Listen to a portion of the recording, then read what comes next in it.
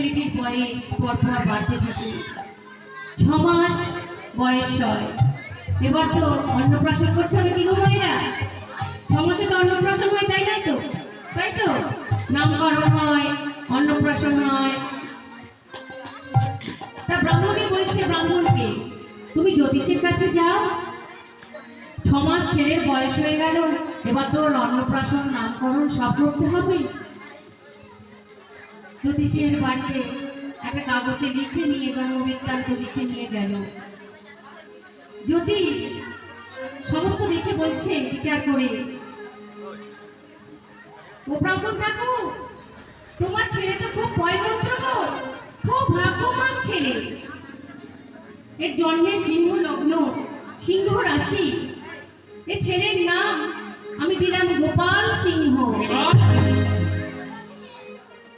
কপালে রাজ টিকা আছে। আগামী মাঘী পূর্ণিমা দিন এর মুখে অন্ন প্রসাদ তুলে দেবে। ব্রাহ্মণ তো মহা আনন্দে, মনের আনন্দে ছুটতে ছুটতে আসছে, মনের আনন্দে ছুটতে ছুটতে আসছে। ব্রাহ্মণী বলছে, কি বললো জ্যোতিষবাবু, কি বললো? বললো আমাদের ছেলে খুব ভাগ্যবান, কপালে রাজ টিকা আছে। এর আগামী মাঘী পূর্ণিমা দিন মুখে অন্নপ্রসাদ তুলে দিতে বলেছে। আর জানো ব্রাহ্মণী, আমাদের ছেলের নাম দিয়েছে গোপাল সিংহ। বাবা বাবা বাবা, তা তো ভগবানের নাম গো, ভগবানের নাম তো গোপাল, আমাদের ছেলের নাম গোপাল সিংহ দিয়েছে। মা গো, আজকের দিনের মায়েরা হলে হয়তো নাম দিত তোতন, বোতন, পাপাই, কাপাই, কিন্তু আগেকারের মায়েরা আমার এরকম নাম দিতেন না, ভগবানের নাম দিত। গোবিন্দ, মাধব, রাধামোহন, এইসব নাম দিত।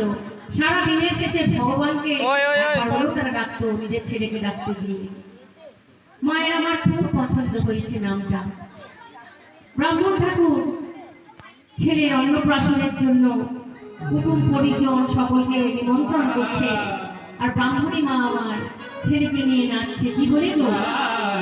নাচে আমার গোপাল নাচে রে।